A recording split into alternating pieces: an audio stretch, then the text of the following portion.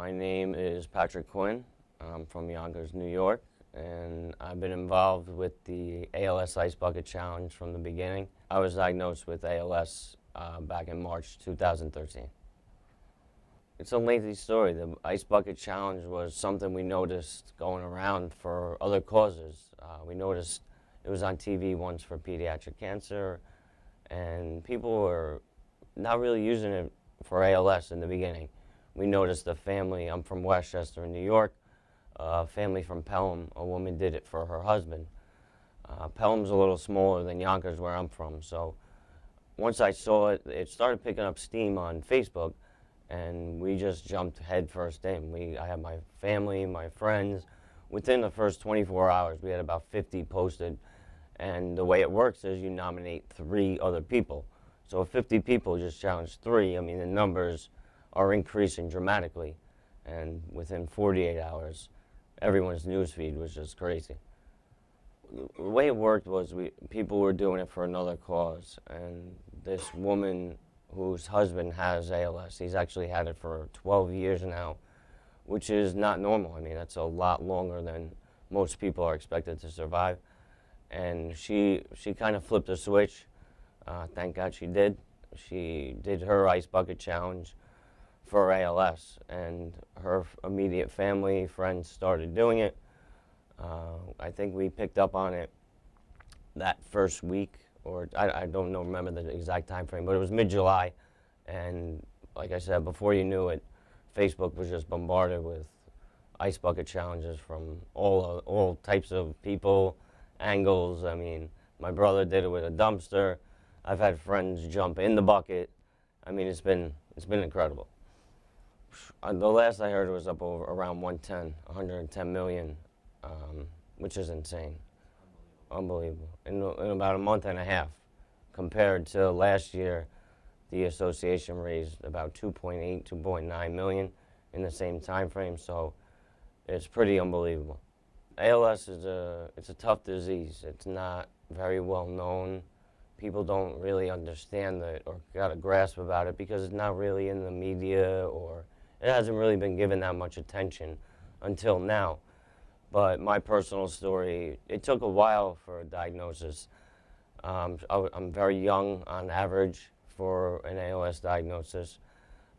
31 now. I was diagnosed at 30, but it goes back to when I was 28. It took almost 2 years. I always go back to I was playing softball. We were in a tournament. We won the tournament, so it was an all-day thing, and I'm a lefty. The next day, I woke up and my left arm was twitching. So that was the first symptoms I noticed. I just assumed my arm was fatigued and it would go away, but after about a week and a half, my arm was still twitching. So I kind of knew something was wrong. I just wasn't 100%, and I don't like to complain about little things, so I kind of just kept it to myself. But about 3 or 4 weeks later, my arm was still twitching, noticeably, like through my shirt. The gyrations were pretty strong. So my mother's a nurse, so if I go to her with anything, she freaks out. So we immediately went to a neurologist, a local one. He wasn't 100% either. I still had, most of my strength was still there. There was no real signs of weakness at all, besides the twitching. So what he was thinking was it was benign fasciculations, or it's pretty much just a bigger word for twitching. And we kept up with seeing him for a couple weeks, and the twitching eventually rotated over to my right arm. So now my left arm and my right arm are twitching. So now we know something's wrong. It's not just muscle fatigue, there's something going on. So at my age, he wasn't 100% sure what to do, so he sent me to, I'm from New York, he sent me to Manhattan, and we went to a specialist. And from there, they pretty much just run you through the mill. I got blood tests, I got MRIs, CAT scans. I have a scar on my left forearm. I had a muscle nerve biopsy. We did IVIG treatment. We did pretty much anything you could do for about almost 2 years. And even then, although we were leaning towards the worst, I really didn't get a confirmation on diagnosis until last March 8th is when I went up to Johns Hopkins in Baltimore, and they specialize in ALS. They have one of the biggest clinics in the world, and in just that one visit there that day, they were able to give me a diagnosis. It was a long road getting to that day. In my head, I kind of saw it coming. I did. I mean, when you have all this happening to you, you go on the internet, you look it up, and everything pointed to the worst.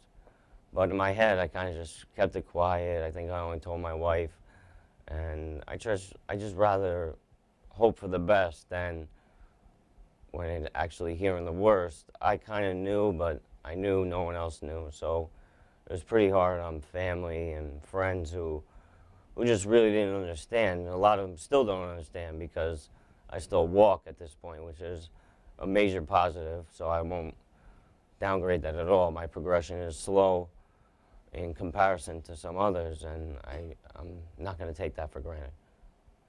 Actually, my next move was to contact the local Boston guy.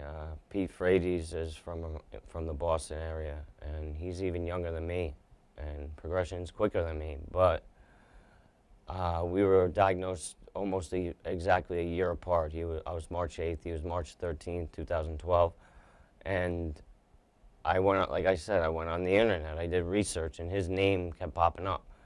And so did ALS TDI, which is based out of Cambridge. So on my way up to visit the Therapy Development Institute, I wanted to learn about the research. And after a few weeks of a little emotional stress and actually letting it sit in, I decided I wanted to get very active, be an advocate, do everything I could.